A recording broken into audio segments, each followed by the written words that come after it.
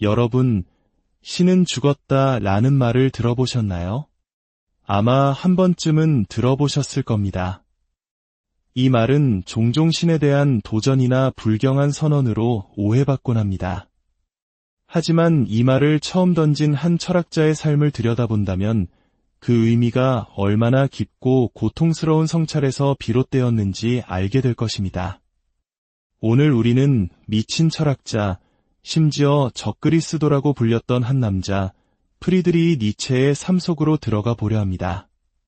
그의 이름은 한때 히틀러와 나치에 의해 왜곡되어 어두운 그림자를 드리웠지만 오늘 우리는 그 오해의 먼지를 걷어내고 그의 진짜 목소리를 들어보고자 합니다. 복잡하고 어려운 철학 이야기가 아닙니다. 한 인간이 겪었던 고뇌와 투쟁, 그리고 그 속에서 피어난 위대한 사상에 대한 이야기입니다. 이야기는 19세기 중반 독일의 작은 마을에서 시작됩니다. 독실한 루터교 목사 집안에서 한 아이가 태어납니다. 아이의 아버지는 갓 태어난 아들을 보며 흐뭇한 미소를 짓습니다.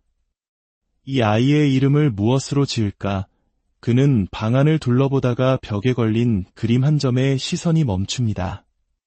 그 그림은 당시 프로이센의 국왕 프리드리히 빌헬름 4세의 초상화였습니다. 이풍당당한 콧수염을 기른 왕의 모습에서 깊은 인상을 받은 아버지는 아들의 이름을 프리드리히 빌헬름 니체라고 짓습니다. 훗날 이 아이가 왕처럼 위대한 콧수염의 소유자이자 사상의 왕국의 주인이 될 것이라고는 아무도 상상하지 못했죠. 니체의 가족은 평범하고 신앙심 깊은 가정이었습니다. 아버지 칼 니체 목사는 마을 교회에 존경받는 인물이었고 자상한 남편이자 아버지였습니다. 곧이어 여동생 엘리자베트와 남동생 루트비히가 태어나면서 니체의 어린 시절은 잠시나마 행복으로 가득 차는 듯했습니다. 하지만 이 행복은 너무나도 짧았습니다. 니체가 겨우 4살이 되던 해 아버지 칼이 끔찍한 뇌질환 진단을 받습니다. 한때 강건하고 신앙심 깊었던 아버지는 극심한 고통 속에서 점차 쇠약해져 갔고 결국 몸이 마비되는 지경에 이릅니다. 사랑하는 아버지가 무너져 내리는 모습을 어린 니체의 눈으로 지켜보는 것은 감당하기 힘든 충격이자 평생의 트라우마로 남게 됩니다. 그리고 1년 뒤 아버지는 세상을 떠납니다.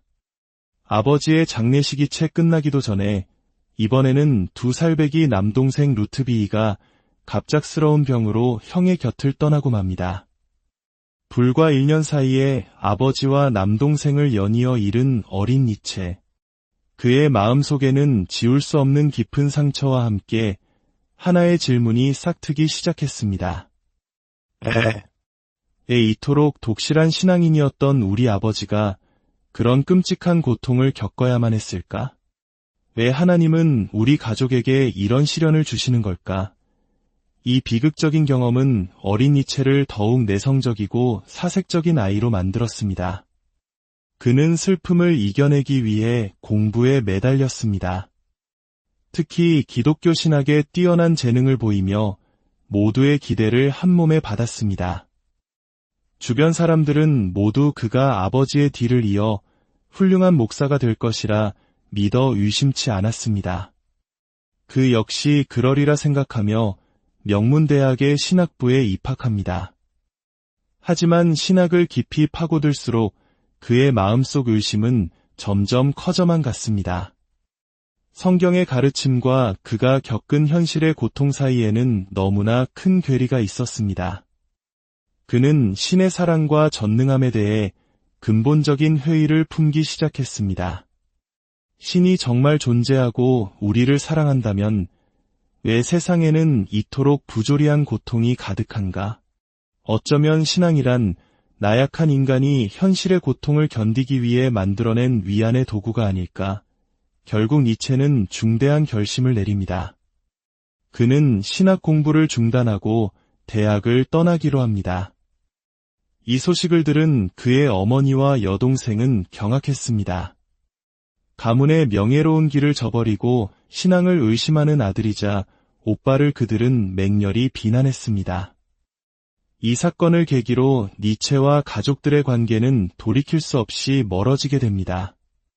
특히 여동생 엘리자베트, 그녀의 이름은 훗날 니체의 삶과 사상을 최악의 방향으로 이끄는 비극의 씨앗이 됩니다. 신학을 떠난 니체는 새로운 길을 모색합니다. 그는 고대 그리스와 로마의 문헌을 연구하는 고전 문헌학으로 전공을 바꿉니다. 그리고 이 분야에서 그의 천재성은 유감없이 발휘됩니다. 그는 놀라울 정도로 빠른 속도로 학문적 성취를 이루었고 불과 24살의 나이에 스위스 바젤 대학의 교수로 임용되는 파격적인 대우를 받습니다.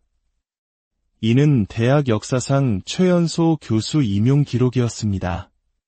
교수로서의 니체는 학생들에게 큰 인기를 얻었습니다.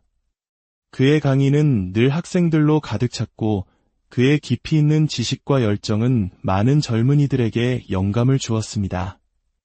하지만 성공적인 경력 뒤편에서 그의 삶은 여전히 고독했고 건강은 서서히 나빠지고 있었습니다. 젊은 시절의 방황 속에서 얻은 병과 이후 프로이센 프랑스 전쟁의 위생병으로 참전했다가 얻은 이질 등의 질병이 그를 평생 괴롭혔습니다. 계속되는 편두통과 위장장애, 시력 저하 속에서도 그는 지피를 멈추지 않았습니다.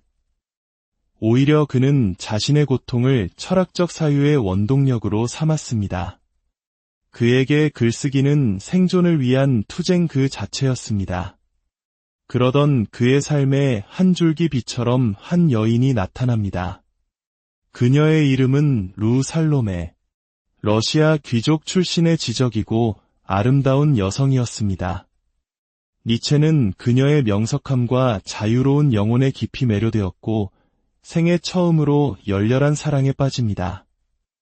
하지만 내성적이고 서툴렀던 니체는 그녀에게 직접 다가갈 용기가 없었습니다.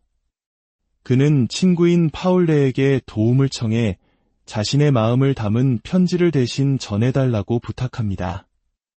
하지만 루 살로메는 그의 구애를 정중히 거절하며 친구로 지내자는 답을 보냅니다. 니체는 포기하지 않고 2번, 3번 편지를 보냈지만 돌아오는 것은 차가운 거절뿐이었습니다. 더 큰 비극은 그 이후에 찾아왔습니다. 니체의 편지를 전달하던 친구 파울레가 그 과정에서 루 살로메와 사랑에 빠져버린 것입니다. 결국 루 살로메는 니체가 아닌 그의 친구 파울레에게 청혼합니다. 가장 믿었던 친구와 유일하게 사랑했던 여인에게 동시에 버림받은 니체의 마음은 산산조각 났습니다. 이 깊은 상실감과 배신감은 그를 극심한 절망의 나락으로 밀어넣었습니다.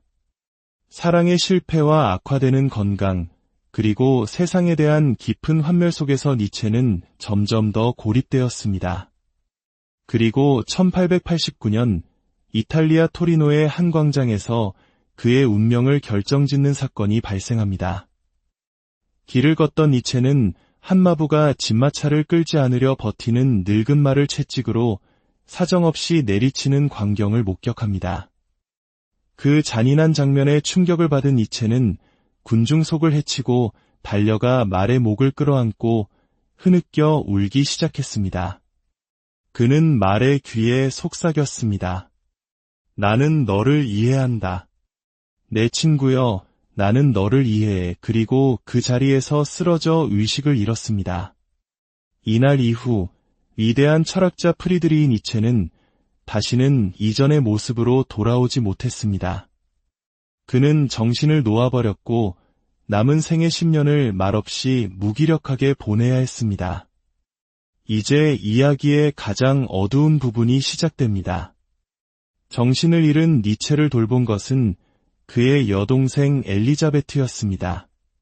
그녀는 오빠의 모든 저작물에 대한 권리를 장악했습니다. 그리고 그녀는 오빠의 철학을 자신의 편협한 민족주의와 반유대주의 사상에 맞춰 마음대로 왜곡하고 편집하기 시작했습니다.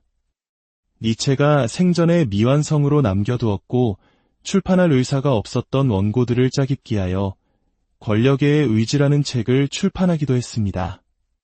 그녀가 만들어낸 가짜 니체는 개인의 고통을 극복하고 스스로의 주인이 되라는 본래의 메시지와는 정반대로 특정 민족의 우월성과 권위주의를 옹호하는 사상으로 둔갑했습니다. 니체는 생전에 독일 민족주의와 반유대주의를 혐오했지만 엘리자베트는 오빠를 그 사상의 선구자로 만들어버렸습니다. 그리고 이 왜곡된 철학을 가장 반갑게 맞이한 인물이 바로 아돌프 히틀러였습니다. 히틀러와 나치당은 엘리자베트가 조작한 니체의 사상을 자신들의 이데올로기를 정당화하는 데 적극적으로 활용했습니다. 히틀러는 직접 니체의 생가를 방문하여 엘리자베트로부터 니체의 지팡이를 선물 받기도 했습니다. 그렇게 한 세기의 위대한 정신은 최악의 독재자에 의해 그의 유산을 철저히 유린당하고 말았습니다.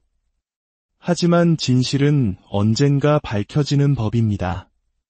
제2차 세계대전이 끝나고 세상이 안정을 되찾자 많은 학자들이 니체의 진짜 저작들을 연구하기 시작했습니다. 그들은 엘리자베트가 얼마나 악의적으로 오빠의 글을 왜곡했는지를 밝혀냈고 그의 철학 본래의 모습을 복원하기 위해 노력했습니다. 오늘날 우리는 니체를 나치의 마스코트가 아닌 인간 실존의 깊이를 탐구한 위대한 철학자로 기억합니다.